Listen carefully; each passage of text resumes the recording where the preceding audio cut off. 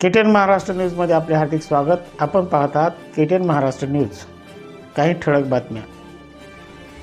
नमस्कार। आज आपण जाणून घेणार आहोत अशा एका महामानवाबद्दल ज्यांनी आपल्या लेखणीने आणि शाहिरीने समाजाला जागृत केले। साहित्यरत्न लोकशाहीर अण्णाभाऊ साठे।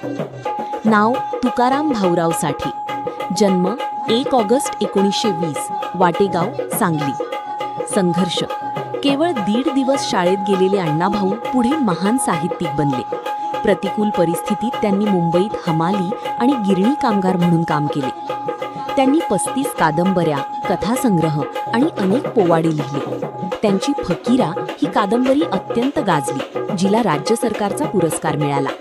प्रसिद्ध गाणी माझी मैना गावावरा राहिली हे त्यांचे संयुक्त महाराष्ट्र चळवळीतील गाणी आजही अजरामर आहे।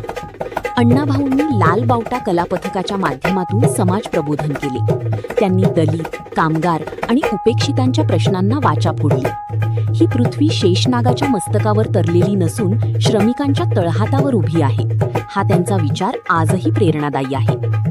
18 जुलै 1969 रोजी या महान लोकशाहिराचे निधन झाले, पण त्यांचे विचार आजही आपल्या हृदयात जिवंत आहेत।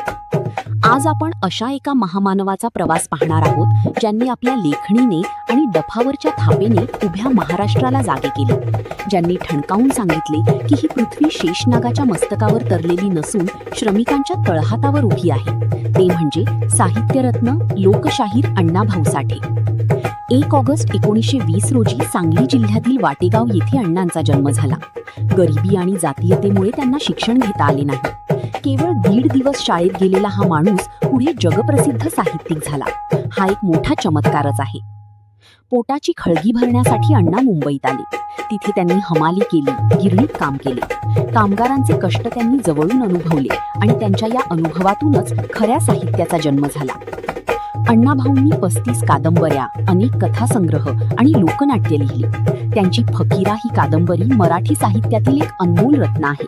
त्यांच्या साहित्याने दलितांच्या आणि शोषितांच्या दुःखाला वाचा फोडली। संयुक्त महाराष्ट्राच्या चळवळीत अण्णाभाऊंचे योगदान विसरता येणार नाही। लाल बावटा कलापथकाच्या माध्यमातून त्यांनी गावोगावी प्रबोधन केले। माझी मैना गावावरा राहिली ही त्यांची लावणी आजही प्रत्येकाच्या डोळ्यात पाणी आणते। 18 जुलै 1969 रोजी हा लोकसूर्य मावळला, पण त्यांचे विचार आजही आपल्या हृदयाला लढण्याची प्रेरणा देतात। अशा या थोर क्रांतिकारकाला आणि साहित्यिकाला आमचा मानाचा मुजरा। संपादक आनंद भालेराव, किनवट टुडे न्यूज, किनवट, नांदेड। परिसरातील घडामोडी पाहण्यासाठी पाहत रहा केटीएन महाराष्ट्र न्यूज।